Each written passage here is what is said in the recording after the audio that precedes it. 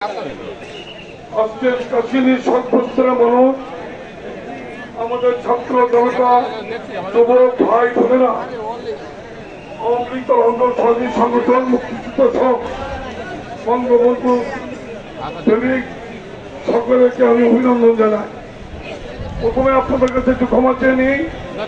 সারা দিন রাত 5 তারিখের থেকে শুরু করে সকাল বিকাল আমি সব জায়গায় সভা করছি।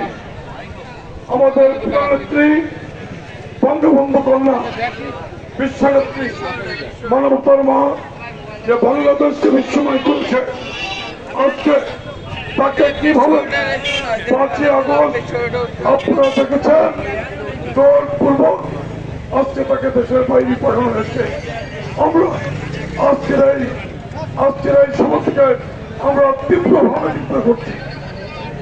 আপনাদের কাছে আপনাদের সভাপতি জেলা মুক্ত হচ্ছেন সাধারণ সম্পাদক জেলা জাহাঙ্গীর হোসেনকে নিয়ে আমি সামরিক কমান্ডার যারা এখানে এসেছে তাদের সাথে খুব অগ্রহ ছিল, নেতৃত্ব ওখানে ভারতমন্ত্রী করে আমরা বসেছি, তাদের সাথে আমরা বসেছি, তাদের একটা কথা বলেছি, আমরা শান্তি চাই।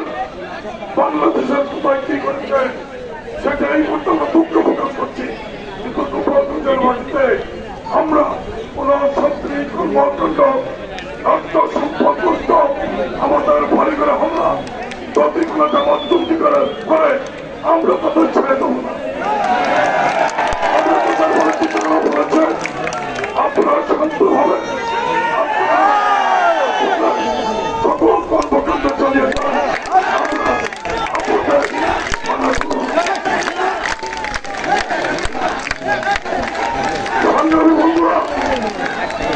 সংগ্রামী বন্ধুরা, আমরা শপথ দিয়েছি সারা বাংলাদেশে যখন আমাদের নেতা কর্মীরা নেতৃত্ব হচ্ছিল, একটু বলছেন আপনাদের ছিল লীগের সভাপতি হিসেবে বঙ্গবন্ধুর কবর ছেড়ে সেদিন আমরা শপথ করেছিলাম।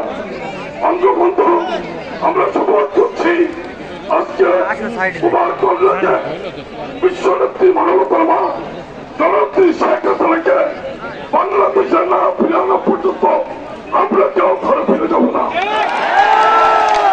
আমরা সেদিন বলেছিলাম বঙ্গবন্ধু আমাদের গায়ে এক বিন্দু রক্ত থাকতে আমরা আমাদের প্রিয়নেত্রী জননেত্রী শেখ হাসিনা বাংলার মাটিতে অচিরেই ফিরে আনবো ইনশাল্লাহ।